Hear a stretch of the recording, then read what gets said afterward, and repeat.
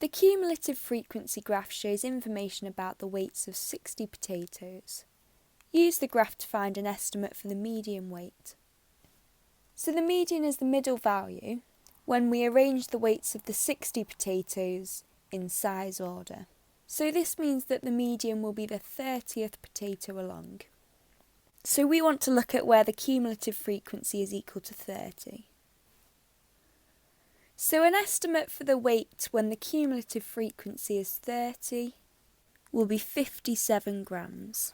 And this is our final answer. And this question's worth 1 mark, and this is for the correct answer. Jamil says 80 minus 40 is equal to 40, so the range of weights is 40 grams. Is Jamil correct? You must give a reason for your answer. So when drawing cumulative frequency graphs, we use grouped data. So what this means is we'll be given a frequency for a particular class interval. And if we look at this graph, an example of this could be that there are 10 potatoes with weights between 30 and 50 grams.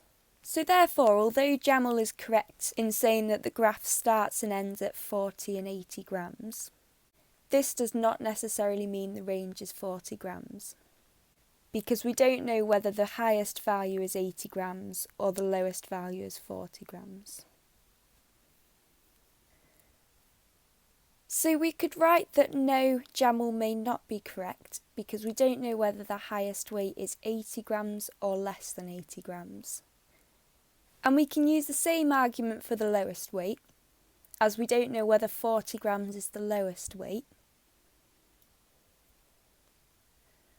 or whether the lowest weight is above 40 grams. And this question's worth 1 mark, and that's for a decision with the supporting evidence. Show that less than 25% of the potatoes have a weight greater than 65 grams.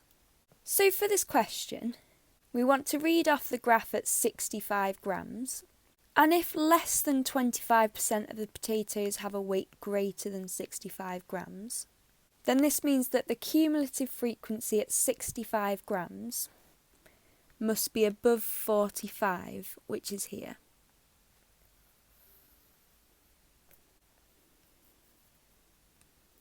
So if we draw a line going up from 65 grams, the cumulative frequency at 65 grams is around 48. So the final thing we'll need to do for this question, in order to get the mark, is write a statement on why there are less than 25% of potatoes with a weight greater than 65 grams. So we can write that 25% of the potatoes would be 15 potatoes. However, only 12 have a weight greater than 65 grams.